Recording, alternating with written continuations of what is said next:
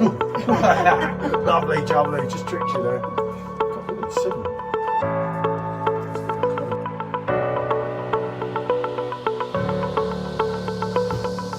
That's got to be reviewed, especially on the Purple Draft Pro. And it's just quite a lot heavier. Especially when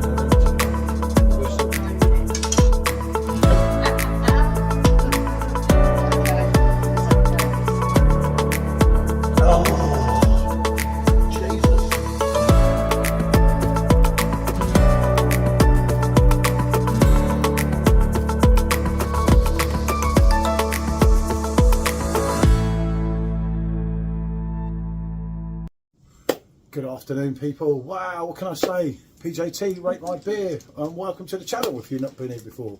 Might well be your only time on the channel, but you never know. So, Dry January. Dry January, we are trying another alcohol-free beer. Yep, one that is a very, very huge favourite in our beer group. Well, one of our beer groups. And it's a, you know, it's a well-known Even on the bottle top. Even on the bottle top, look at that. They do. 0 there. Attention to detail there, look at that. There they are. Looks pretty decent, doesn't it? Don't it? I mean, the original, I used to be a huge Paulaner fan, don't get me wrong, but, I say but, it kind of, I don't know, it didn't grow with me. With the massive variety of choice, sometimes some do get left behind in your favourites. As you can see, look, that's how much of a fan I was. Can you see that? Yeah, you 3 litre can glass. just see that. Shall I get this poured? Yep, so this is the Zero. I know it's, I don't know if you can get it in supermarkets because I got it abroad, but I know you can get this easy enough in England.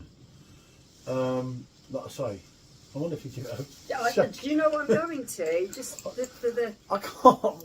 I'm just thinking about it. I'm thinking, thing of being authentic, because look, yes, it has got some kind of statement in there. Where that comes from and how, I'm not sure. Well, right. Let's put that there. Let's get a little picture of that. It's not looking bad. I'll tell you what, we did a lot of these 2 years ago when doing Dry January. And I'll be honest with you people, I'm an honest man, as a lot of you know.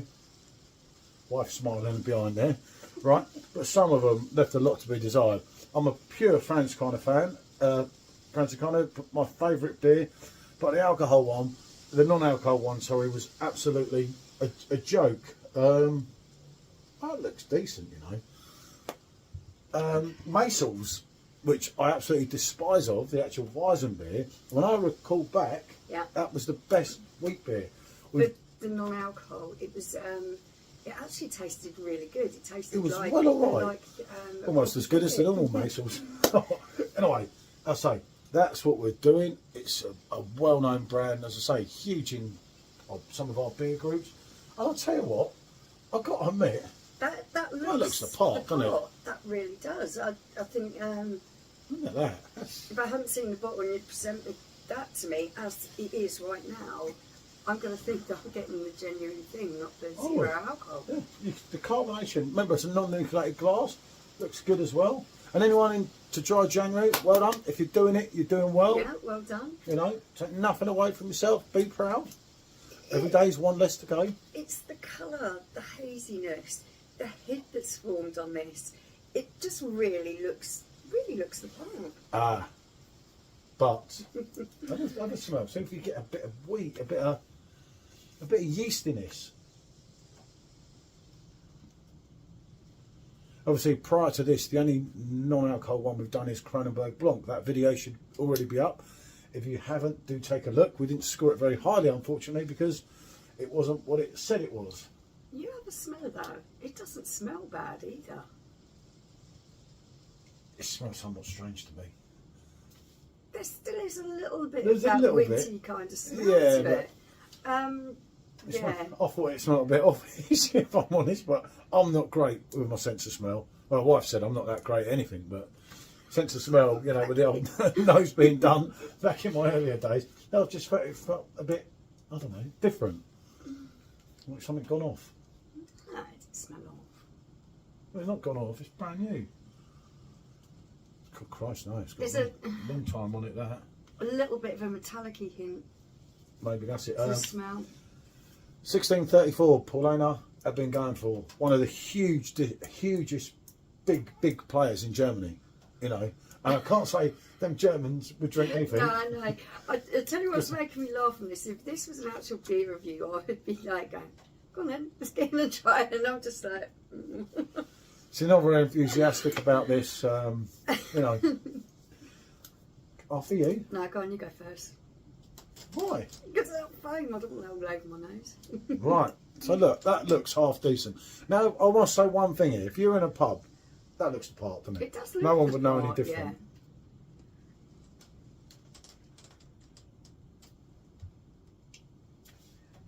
Yeah. Okay. Be brave and shall be brave.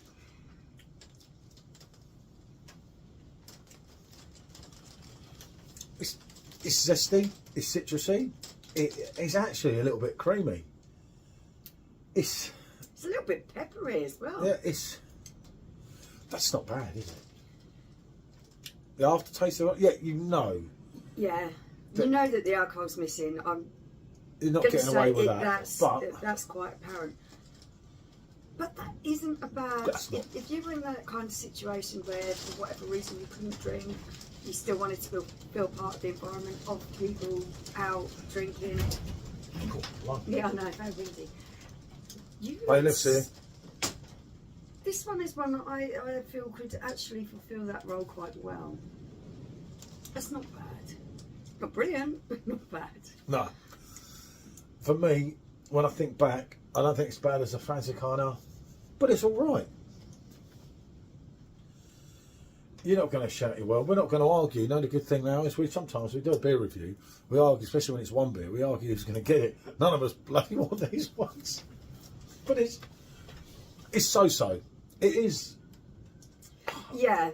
To put it this way, I'm not going to sit here and just drink this for the sake of drinking it because I think to myself, yeah, that's a nice drink. I'm going to drink that. No, if I was in an environment where everyone else was drinking, I didn't want to feel left out. Yeah, this one would fulfil that role for me. But it's the situation here, as I say, is, for argument's sake, would you drink it again?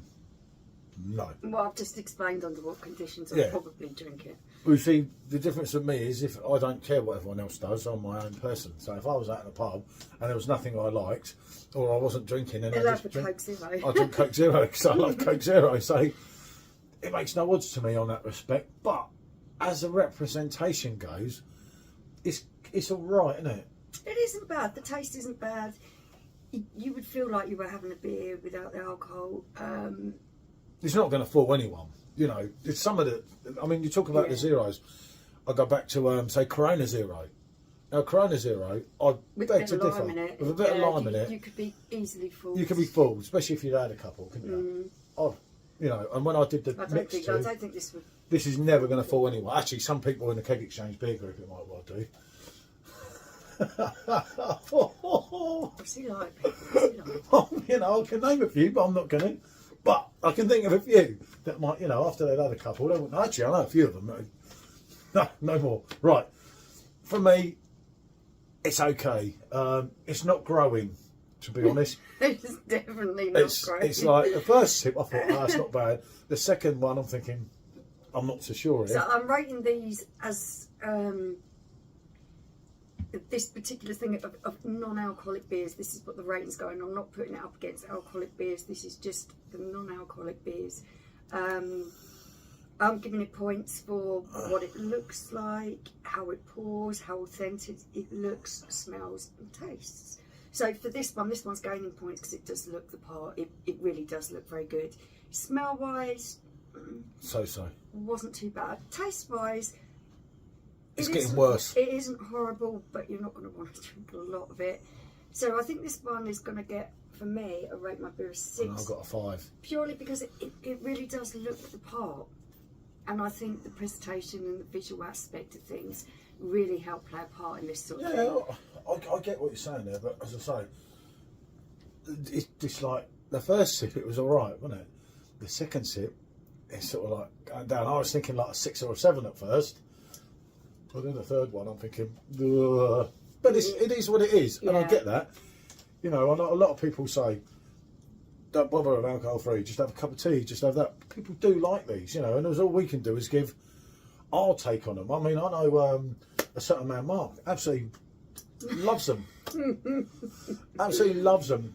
But saying to me, get the alcohol-free beers done as quick as you can, fella. And I said, I do kind of understand Mark's viewpoint on it. I'm of the same kind of mind. If I'm having a beer, I want it to be a beer. If I'm having a cup of tea, I want it to be a nice cup of tea. But there are instances where these beers have a place, and yeah, this one not too bad. But then, the more of that I drink, the more it's like that 5. If I drank that all the way through, that 5 will go 5, 4, 3, 2. Yeah, it doesn't grow on you. It's not not one a of those grower. where the flavour grows on you. Like I say, at least I could drink it at the beginning. I can remember the France kind of one was absolutely diabolical. And we were like, no, that's cool. Let's put it this way. Where's that going? Yeah, it's going to. Right. Thanks for watching. Bonjour.